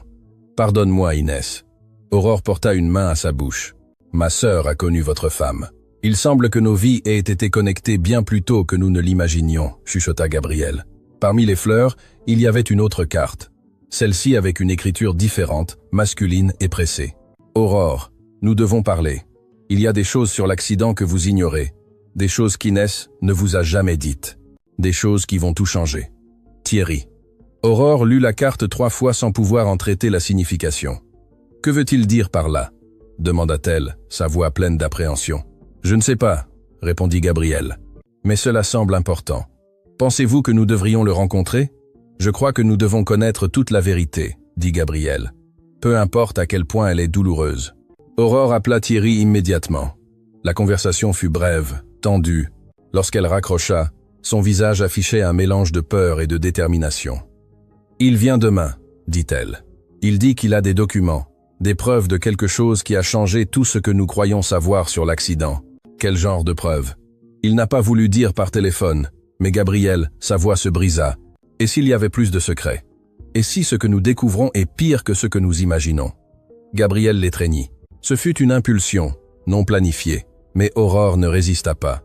Elle se laissa tenir, probablement pour la première fois depuis des années. « Alors nous y ferons face ensemble, » dit-il contre ses cheveux. « Comme nous l'avons promis. » Cette nuit-là, au lieu de se retirer dans des chambres séparées, ils restèrent dans le salon, entourés de fleurs.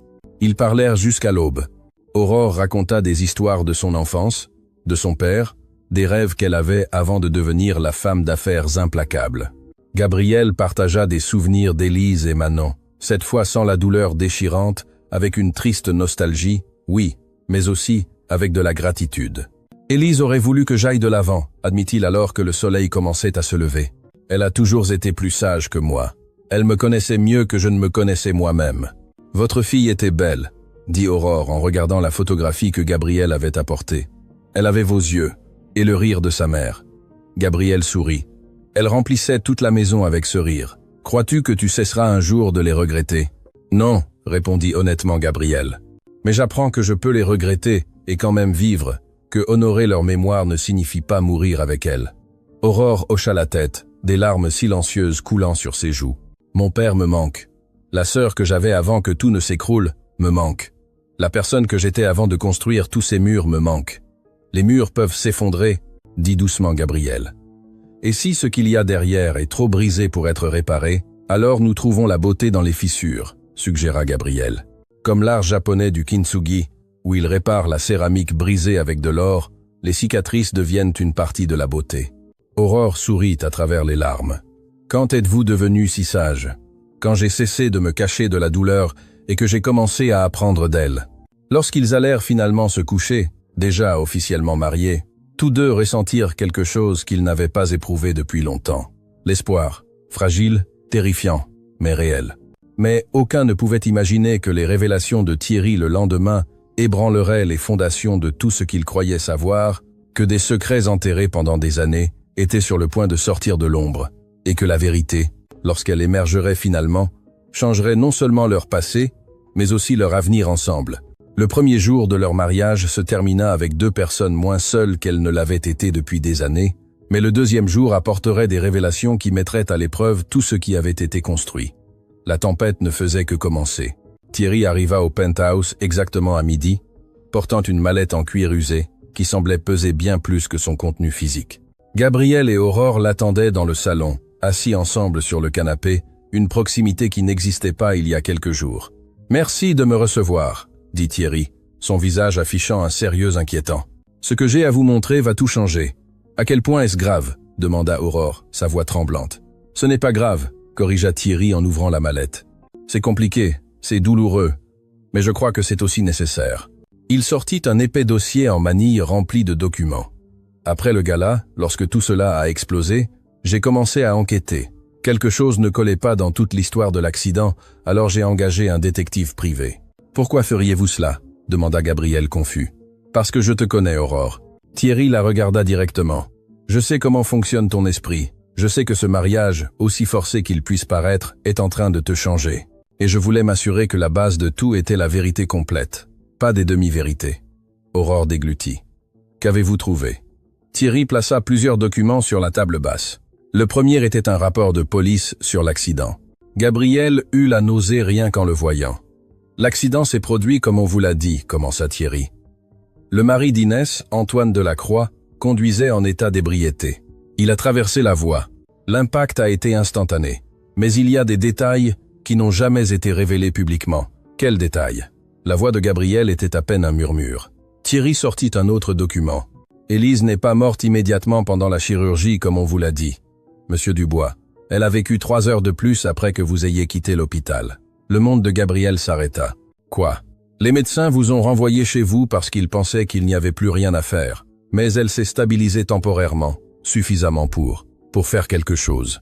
Thierry sortit une enveloppe scellée, jaunie par le temps. Elle a demandé du papier et un stylo. Elle a écrit 2 lettres avant de mourir. Une pour vous, Gabriel. L'autre, pour qui? Chuchota Aurore. Pour votre père, Aurore. Pour Monsieur de Montaigne. Le silence qui tomba sur la pièce était si dense qu'il faisait mal de respirer. Pourquoi mon père ne m'a-t-il jamais rien dit? Aurore pouvait à peine parler. Parce qu'il a reçu la lettre le jour même où le scandale avec Inès a éclaté, le jour même où votre famille a commencé à s'effondrer. Il a gardé ces lettres dans un coffre-fort avec d'autres documents importants. Lorsqu'il est mort, son avocat avait pour instruction de les garder scellés jusqu'à ce que certaines conditions soient remplies. « Quelles conditions ?» demanda Gabriel, tremblant. « Jusqu'à ce que Gabriel Dubois et la famille de Montaigne se rencontrent à nouveau. D'une manière ou d'une autre, un jour, votre père croyait que le destin vous réunirait au bon moment. » Aurore sanglota. Mon père savait, il savait tout le temps pour le lien. Thierry hocha la tête. Et il a porté cette connaissance jusqu'à sa mort. Une partie du stress qui l'a tué n'était pas seulement le scandale financier. C'était de savoir que la famille de son gendre avait détruit une autre famille et de ne rien pouvoir faire pour arranger les choses. Gabriel regardait l'enveloppe à son nom comme si c'était une bombe. Ses mains tremblaient tellement qu'il ne pouvait pas la saisir. « Voulez-vous que je la lise en premier ?» proposa doucement Aurore, en lui prenant la main. Gabriel acquiesça, incapable de parler. Aurore prit l'enveloppe avec respect, la déchirant soigneusement. À l'intérieur, il y avait 2 feuilles de papier, l'écriture clairement faite avec effort. Quelques mots tachés par des larmes ou du sang. « Mon bien-aimé Gabriel », commença Aurore à lire à voix haute, sa voix se brisant dès le premier mot. « Si tu lis ceci, cela signifie que je ne suis plus avec toi. Cela signifie que notre temps ensemble s'est terminé bien avant ce dont nous avions rêvé. » Gabriel sanglotait silencieusement, des larmes coulant sur son visage. « Je veux que tu saches que nos années ensemble ont été les plus heureuses de ma vie. Chaque instant, chaque rire, chaque note que tu as jouée au piano pour moi et pour Manon, tout était parfait. Tu as été le mari parfait, le père parfait. Élise, murmura Gabriel les mots comme si elle pouvait l'entendre. Aurore continua, luttant contre ses propres larmes. Je sais que tu vas te blâmer pour cela. Je te connais, mon amour. Je sais que tu diras que tu aurais dû plus insister pour que nous restions à la maison, que tu aurais dû conduire toi-même, que tu aurais dû faire 1000 choses différentes, mais j'ai besoin que tu comprennes quelque chose. Ce n'était pas ta faute. Rien de tout cela n'était ta faute. Le seul responsable était l'homme qui a décidé de boire et de conduire. Et je veux que tu saches que je lui pardonne, même maintenant, mourant à cause de ses actions. Je lui pardonne parce que la haine ne fait que créer plus de douleur. Gabriel gémit, se repliant sur lui-même. Aurore s'arrêta de lire un instant, lui permettant de se reprendre. « Il y a plus », dit doucement Thierry. Aurore respira profondément et continua. « J'ai rencontré une femme à l'hôpital il y a des années, lorsque nous étions toutes les deux enceintes. Son nom était Inès. Nous avons parlé de nos rêves, de nos peurs, de nos espoirs pour nos bébés. Elle m'a dit qu'elle avait une sœur cadette qu'elle admirait beaucoup, une jeune fille intelligente et ambitieuse appelée Aurore. Aurore allaita. Gabriel leva les yeux, ses yeux rouges et gonflés. Si le destin existe, Gabriel, et que d'une manière ou d'une autre cette lettre parvient à toi et à cette famille, je veux qu'il sache quelque chose. Le pardon est le seul moyen de se libérer de la douleur. J'ai pardonné à l'homme qui nous a ôté la vie. Je pardonne à sa famille de ne pas savoir, et j'espère que toi aussi, tu pourras pardonner un jour. Il y a plus, insista Thierry, sa propre voix brisée par l'émotion. Aurore continua avec difficulté. Concernant notre petite lumière, les médecins m'ont dit quelque chose avant que nous ne perdions connaissance, quelque chose qu'ils n'ont pas eu le temps de te dire. Elle n'a pas souffert, mon amour. L'impact a été si rapide qu'elle n'a pas ressenti de douleur. Je sais que tu te le demanderas des milliers de fois. Je sais que l'image d'elle souffrant te hantera, mais ne le fais pas. Notre bébé est parti en paix, probablement en rêvant des histoires que tu lui as lues ce matin-là. Gabriel s'effondra complètement, des sanglots profonds secouant tout son corps. Aurore laissa tomber la lettre et l'étreignit, pleurant avec lui, le tenant pendant qu'il se brisait. Thierry attendit respectueusement avant de parler. Il y a une dernière partie. Aurore ramassa la lettre, les mains tremblantes. « S'il te plaît, Gabriel, visse pour nous deux. Rejoue du piano, retrouve l'amour, sois à nouveau heureux. Tu ne nous honores pas en mourant lentement, tu nous honores en vivant pleinement. Je t'aimerai pour toujours dans cette vie et dans la suivante, ton Élise. » Le silence qui suivit ne fut brisé que par des sanglots. Ni Gabriel, ni Aurore, ni même Thierry ne purent retenir leurs larmes. « Élise était une femme extraordinaire, » dit finalement Thierry. Elle a écrit cela en train de mourir dans une douleur indescriptible, et sa préoccupation était que vous puissiez trouver la paix. « Je ne mérite pas son pardon, » sanglota Gabriel. « J'ai gâché des années. Je suis devenu un fantôme. J'ai trahi sa dernière volonté. Non. » Aurore le prit par les épaules, l'obligeant à la regarder. « Tu n'as rien trahi. Tu es ici maintenant. Tu es vivant maintenant. Tu ressens maintenant. » C'est ce qu'elle voulait. Thierry sortit la deuxième enveloppe. « Aurore, ceci est la lettre pour ton père. » Aurore la prit avec des mains tremblantes. L'écriture était la même, mais le message différent. « Monsieur de Montaigne, lut-elle. Mon nom est Élise Dubois. Nous ne nous connaissons pas, mais nos familles sont liées par une tragédie. Votre gendre a causé l'accident qui met fin à ma vie et à celle de ma fille. Mais je ne vous écris pas pour vous accuser ou vous blâmer. » Aurore luttait pour continuer. « Je vous écris parce que j'ai connu votre fille Inès. C'est une bonne personne qui a pris de mauvaises décisions en faisant confiance aux mauvais hommes. S'il vous plaît, ne la perdez pas. Les familles sont trop précieuses pour être gaspillées dans le ressentiment. Mon mari est pianiste, un brillant. Si un jour, d'une manière ou d'une autre, vos chemins se croisent, s'il vous plaît, prenez soin de lui. Il aura besoin d'aide pour se souvenir comment vivre. Et peut être qu'en guérissant ensemble, nos familles pourront trouver la paix. Pardonnez, pardonnez-vous et vivez. Ce sont mes derniers mots pour vous, avec respect et espoir. Élise Dubois. » Aurore sanglotait de manière incontrôlable maintenant. Mon père connaissait cette lettre. Il a su pendant des années qu'il y avait un lien, et il a porté cette culpabilité jusqu'à ce que cela le tue. « Votre père était un homme bon, » dit doucement Thierry. Après avoir lu cette lettre, il a établi une fiducie anonyme pour Gabriel. Il a payé ses factures médicales après l'accident. Il a payé les funérailles d'Élise et Manon. Il a fait tout ce qu'il pouvait sans révéler le lien familial, car il savait qu'Inès ne pouvait pas supporter plus de culpabilité. « Quoi ?» Gabriel leva les yeux, stupéfait. « Je n'ai jamais su qui avait payé ses factures.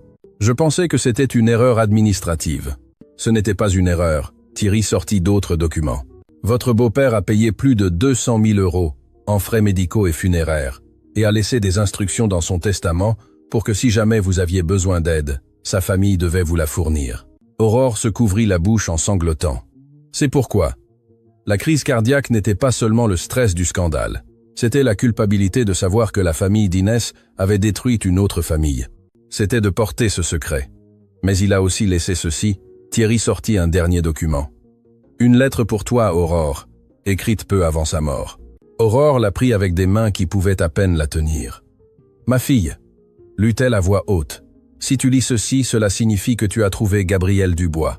Cela signifie que le destin a fonctionné comme Élise et moi le croyons. J'ai été lâche, Aurore. Lâche de ne pas avoir réuni nos familles quand j'aurais dû le faire. Lâche de laisser l'orgueil et la peur m'empêcher de faire ce qui était juste. Mais j'espère que tu seras plus courageuse que moi. Gabriel Dubois est un homme bon qui a souffert de manière incommensurable. Notre famille lui doit une dette qui ne pourra jamais être remboursée. Mais vous pouvez trouver la guérison ensemble. Deux âmes brisées par la même tragédie, s'aidant mutuellement à se reconstruire. Ne perds pas de temps comme je l'ai fait. Ne laisse pas l'orgueil t'empêcher d'aimer. Ne laisse pas la peur t'empêcher d'être humaine. Sois la personne que j'aurais dû être. Je t'aime toujours, papa.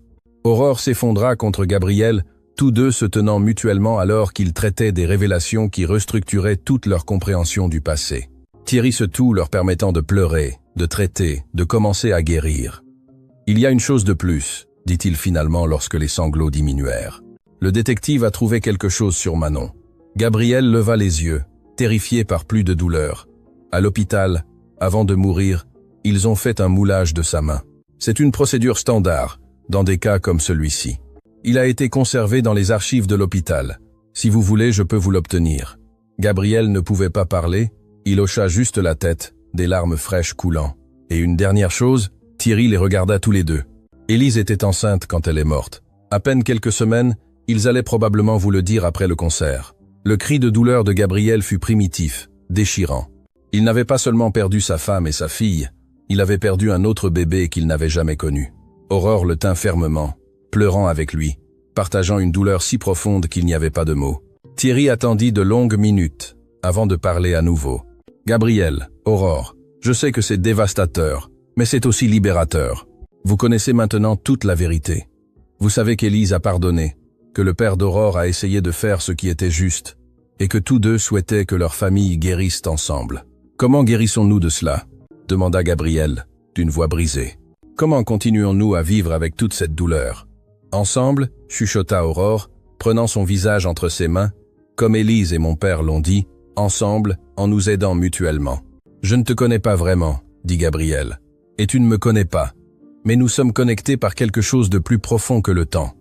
Nous sommes connectés par la perte. » Aurore acquiesça, par la culpabilité, par la douleur, mais aussi par l'espoir, par la possibilité que quelque chose de bon puisse sortir de quelque chose d'aussi terrible. Thierry se leva discrètement. « Je vous laisse seul. Vous avez beaucoup à traiter. Mais avant de partir, je veux dire quelque chose. Ce que vous êtes en train de construire ici, ce mariage étrange qui a commencé pour les mauvaises raisons, je crois que c'est exactement ce qu'Élise et Monsieur de Montaigne espéraient. Deux personnes trouvant la lumière dans l'obscurité partagée. Lorsqu'il fut parti, Gabriel et Aurore restèrent enlacés sur le canapé, entourés de lettres et de documents qui réécrivaient leur histoire commune. « Élise a pardonné, » murmura Aurore à l'homme qui a tué ta famille. « Peux-tu pardonner à la mienne ?»« Votre famille n'était pas fautive, » répondit Gabriel. « Inès était aussi une victime. Ton père a porté une culpabilité qu'il ne méritait pas. Et toi, tu as été blessé par tout cela autant que moi. Alors nous pouvons guérir ensemble, » dit Aurore. Non pas comme une question, mais comme une promesse. « Ensemble », répéta Gabriel, scellant le vœu. Dehors, le soleil commençait à se coucher sur la ville. À l'intérieur du penthouse, deux personnes qui avaient été brisées commençaient très lentement à se reconstruire. Les lettres d'Élise restèrent sur la table. Ces derniers mots, un pont entre le passé douloureux et un avenir possible. Et pour la première fois depuis l'accident, Gabriel sentit que juste peu être, il méritait de vivre. Les jours suivants furent ceux d'une transformation silencieuse, mais profonde. Le penthouse, autrefois un musée froid, avait maintenant de la vie. Des photographies décoraient les murs. Élise et Manon aux côtés d'images du père d'Aurore. Des fleurs fraîches dans chaque pièce. Le piano qu'Aurore avait acheté par surprise occupait la place d'honneur dans le salon principal. Gabriel jouait tous les jours. Non pas des morceaux tristes maintenant, mais des mélodies qui célébraient la vie.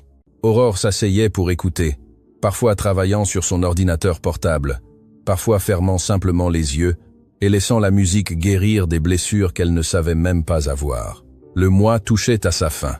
Dans 3 jours selon l'accord original, il devait décider s'il continuait ou mettait fin au mariage. Mais quelque chose avait fondamentalement changé entre eux. Ils n'étaient plus des étrangers forcés de cohabiter. C'étaient 2 âmes qui avaient trouvé du réconfort dans la compréhension partagée. Un après-midi, tandis que Gabriel pratiquait une pièce de Chopin, l'interphone sonna. Madame de Montaigne. La voix du portier était prudente. « Votre sœur Inès est ici. Elle demande si elle peut monter. » Aurore regarda Gabriel, qui s'arrêta immédiatement de jouer. Ils s'étaient promis d'affronter tout ensemble. « Laissez-la monter », répondit Aurore, sa voix ferme, mais tremblante. Lorsque les portes de l'ascenseur s'ouvrirent, Inès entra d'un pas hésitant. Elle avait l'air différente, plus petite d'une certaine manière, comme si la culpabilité avait rétréci sa présence physique. « Bonjour Aurore », dit-elle doucement. « Bonjour Gabriel ». Aurore se leva, mais ne s'approcha pas. Gabriel se tint debout à côté du piano, prêt à intervenir si nécessaire. « Pourquoi es-tu venu ?» demanda Aurore sans hostilité, mais sans chaleur. « Parce que j'ai passé des semaines sans dormir », admit Inès, des larmes coulant déjà sur son visage. « Parce que chaque fois que je ferme les yeux, je vois cette petite fille, Élise, les vies que ma lâcheté a aidé à détruire. »« Ce n'était pas ta faute directe », parla Gabriel pour la première fois, surprenant les 2 sœurs. « J'ai lu les lettres. Je comprends maintenant que tu étais aussi une victime. Mais j'aurais pu faire plus, sanglota Inès. J'aurais pu dénoncer Antoine avant cette nuit. J'aurais pu insister pour qu'il cherche de l'aide pour son alcoolisme. J'aurais pu. Nous aurions tous pu faire plus, interrompit Aurore, sa voix se brisant. J'aurais pu te pardonner plus tôt. Papa aurait pu réunir nos familles alors qu'il était encore en vie. Gabriel aurait pu accepter de l'aide au lieu de disparaître pendant des années. Nous portons tous, j'aurais pu. Elle s'approcha lentement de sa sœur. Mais Élise a écrit sur le pardon. Papa est mort en espérant que nous pourrions guérir ensemble. Et moi je suis fatigué de porter la haine. Es-tu en train de me pardonner ? Chuchota Inès, osant à peine y croire. Je te pardonne. Aurore ouvrit ses bras. Non pas parce que tu le mérites ou ne le mérites pas, mais parce que nous avons toutes les 2 besoin d'être libres. Les sœurs s'étreignirent en sanglotant. Des années de douleur et de ressentiment se déversant en larmes qui guérissaient enfin au lieu d'empoisonner. Gabriel observait, ses propres yeux humides. Après plusieurs minutes, Inès se sépara de sa sœur et marcha vers lui. « Gabriel, je sais qu'il n'y a pas assez de mots, » commença-t-elle. « Je sais que rien de ce que je dis ne peut ramener votre famille, mais j'ai besoin que vous sachiez que j'ai vécu un enfer depuis que j'ai appris.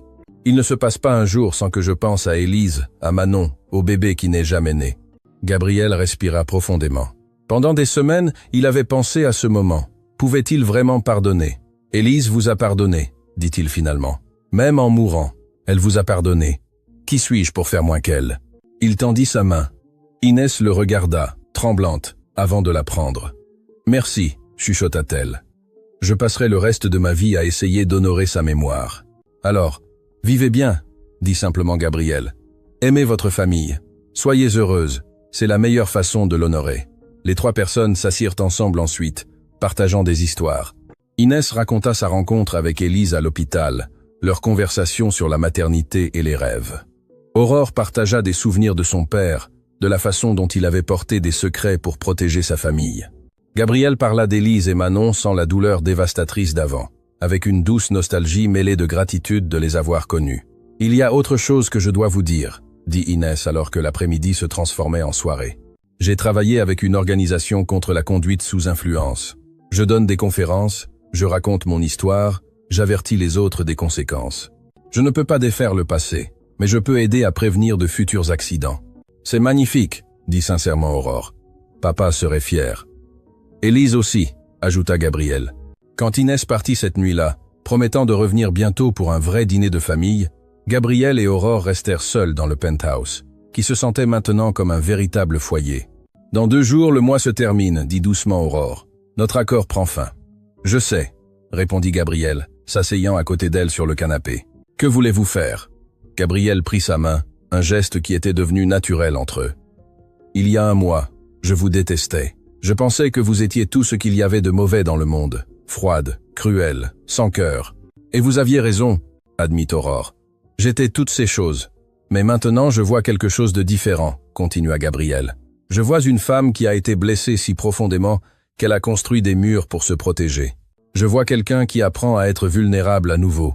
Je vois quelqu'un qui m'a aidé à me souvenir comment vivre.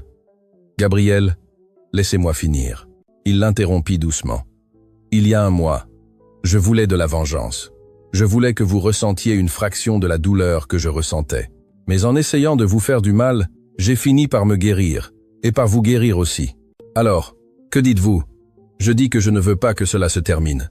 Non pas parce que nous devons continuer un accord, mais parce que nous choisissons cela. Nous choisissons de continuer à guérir ensemble. Aurore sentit des larmes couler sur ses joues. Moi non plus. Je ne veux pas que cela se termine. Mais Gabriel, est-ce que quelque chose de réel peut naître de quelque chose qui a si mal commencé? Regardez autour de vous. Gabriel désigna les photographies sur les murs. De la tragédie la plus horrible est née une connexion. De la mort est né le pardon. De la perte est né l'amour. Pas encore de l'amour romantique. Peu. Être que cela ne le sera jamais. Mais de l'amour d'âme qui se comprennent. Et est-ce suffisant pour vous? C'est plus que ce que j'ai eu depuis des années, répondit honnêtement Gabriel. Et je crois qu'avec le temps cela peut devenir quelque chose de plus, si nous le voulons tous les deux. Je le veux, chuchota Aurore.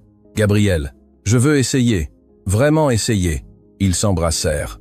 Alors, pour la première fois, ce ne fut pas un baiser passionné de cinéma. Ce fut doux, hésitant, plein de promesses plus que de certitudes. Ce fut le début de quelque chose de nouveau qui naissait des cendres de quelque chose de vieux. 2 jours plus tard, Gabriel reçut un appel qui allait à nouveau tout changer. « Monsieur Dubois », la voix était professionnelle, excitée. « Je suis Clara Dumont du théâtre municipal. Nous avons vu les vidéos de votre performance au gala. Nous voulions savoir si vous envisageriez de donner un concert ici. Ce serait un retour officiel à la musique. » Gabriel regarda Aurore, qui avait tout entendu. Elle acquiesça avec enthousiasme. « Oui », répondit-il, sa voix ferme. « J'accepte, mais à une condition. » Laquelle? Je veux que tous les bénéfices aillent à 2 causes. Une fondation à la mémoire d'Élise et Manon Dubois pour aider les familles qui ont perdu des êtres chers dans des accidents et à l'organisation contre la conduite en état d'ivresse d'Inès de Montaigne. « Ce serait magnifique, » répondit Clara. « Quand cela pourrait-il être? Que diriez-vous de ce samedi? Suggéra Gabriel. J'ai quelque chose à dire au monde, et je ne peux plus attendre. Le samedi arriva avec un ciel dégagé et une attente électrique. Le théâtre municipal était entièrement plein. Les médias couvraient l'événement sous tous les angles. L'histoire du pianiste disparu, qui revenait marié à la milliardaire, avait captivé l'imagination du public. Dans les coulisses, Gabriel était étonnamment calme. Aurore ajustait sa cravate, ses mains tremblant légèrement. « Nerveux ?» demanda-t-elle. « Terrifié », admit Gabriel.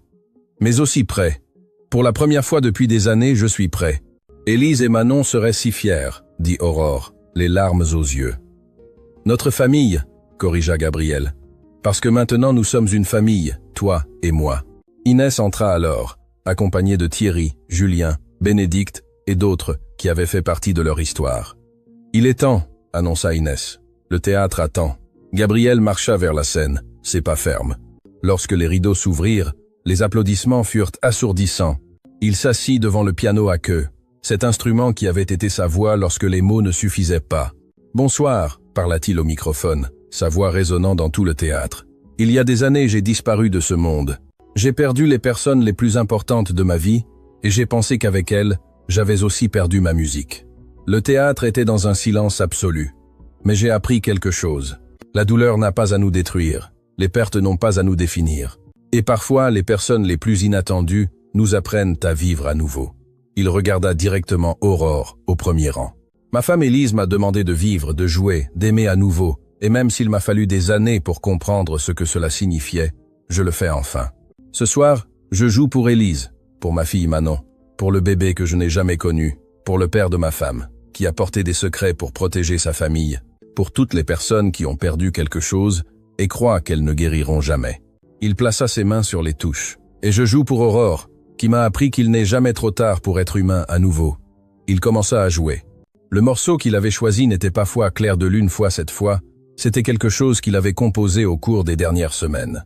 Renaissance, il l'avait intitulé. La musique commença douce, mélancolique, pleine de la douleur de la perte. Mais progressivement, les notes commencèrent à changer. L'espoir s'entremêlait à la tristesse. La joie émergeait de la mélancolie. Chaque accord racontait l'histoire de la destruction et de la reconstruction, de la mort et de la renaissance.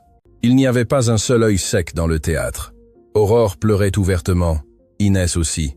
Même Thierry, l'homme d'affaires toujours contrôlé, avait des larmes coulant sur son visage. La musique grandit, s'accumulant vers un crescendo qui représentait la vie complète, imparfaite, mais belle. Et quand elle se termina finalement, avec des notes qui s'évanouissaient comme des soupirs d'espoir, le silence dura plusieurs secondes. Puis le théâtre explosa. Standing ovation, applaudissements qui ne semblaient jamais s'arrêter, cris de foi bravo foi résonnant dans chaque coin. Gabriel se leva, des larmes coulant librement. Mais ce n'étaient pas des larmes de douleur, c'étaient des larmes de libération. « Élise », chuchota-t-il vers le ciel, « je l'ai enfin fait, j'ai enfin vécu ». Dans les coulisses, après le concert, Aurore l'étreignit fermement. C'était la chose la plus belle que j'ai jamais entendue de ma vie. « C'était pour toi aussi », dit Gabriel, « pour m'avoir appris que l'amour peut grandir même dans les circonstances les plus impossibles. »« L'amour » répéta Aurore, son cœur battant rapidement. « Oui », Gabriel la regarda directement. « L'amour. Je ne sais pas quand c'est arrivé exactement. Peu. Être quand tu m'as défendu face aux médias. Peu. Être quand tu as pleuré avec moi en lisant les lettres d'Élise. Ou peu. Être que ce fut 1 million de petits moments entre les deux. Mais à un moment donné, j'ai arrêté de jouer ton mari, et j'ai commencé à l'être vraiment. Je t'aime aussi, avoua Aurore, se sentant plus vulnérable et plus forte que jamais. Je ne sais pas comment c'est possible. Je ne sais pas comment quelque chose d'aussi beau a pu naître de quelque chose d'aussi douloureux. Ils s'embrassèrent alors, entourés d'amis et de familles qui applaudissaient. Ce n'était pas la fin d'une histoire, mais le début d'une nouvelle. Des mois plus tard, la fondation Élise et Manon Dubois avait aidé des centaines de familles. Inès donnait des conférences dans les écoles, sauvant des vies en prévenant les accidents. Aurore avait transformé son entreprise, mettant en œuvre des programmes de dignité au travail et de valorisation des employés. Et Gabriel jouait à nouveau, non seulement pour des audiences, mais pour le pur plaisir de créer de la musique. Un soir, à l'anniversaire de l'accident, Gabriel et Aurore visitèrent le cimetière. Ils placèrent des tournesols sur les tombes d'Élise et Manon. « Bonjour, mon amour », parla Gabriel à la pierre tombale. « Je suis venu te présenter officiellement quelqu'un. Aurore, ma femme. Je sais que cela semble étrange, mais je crois que tu comprendrais. Je crois que tu approuverais, » ajouta Aurore. « Élise, merci d'avoir pardonné, d'avoir demandé qu'il vive, d'avoir connecté nos familles avec tes derniers mots. Je promets de prendre soin de lui. Je promets d'honorer ta mémoire en vivant bien. » Tandis qu'il s'éloignait du cimetière, Gabriel ressentit quelque chose qu'il n'avait pas ressenti depuis la nuit de l'accident. La paix complète. « À quoi penses-tu » demanda-t-il à Aurore. « Au fait que la douleur nous a brisés, » répondit Aurore. « Mais en se brisant, cela a laissé de l'espace pour que quelque chose de nouveau grandisse. Quelque chose qui n'aurait jamais existé sans cette rupture. Kintsugi, se souvint Aurore, la beauté dans les fissures. « Exactement, » sourit Gabriel. « Nous sommes de la céramique brisée réparée avec de l'or. Les cicatrices font partie de notre beauté maintenant. » Ils marchèrent vers la voiture main dans la main. Deux personnes qui avaient trouvé l'amour au dernier endroit où elles s'y attendaient. De la tragédie était née une connexion, de la perte était née une famille. Et du pari le plus cruel avait fleuri l'amour le plus vrai. Parce que parfois, les meilleures histoires commencent dans les pires moments. Et parfois les personnes auxquelles nous nous attendons le moins sont exactement celles dont nous avons besoin. Le pianiste était revenu, la milliardaire avait trouvé l'humanité. Et ensemble, ils avaient créé quelque chose de beau à partir des cendres de la douleur. C'était, à tous égards, une fin heureuse, mais plus important encore, c'était un vrai commencement.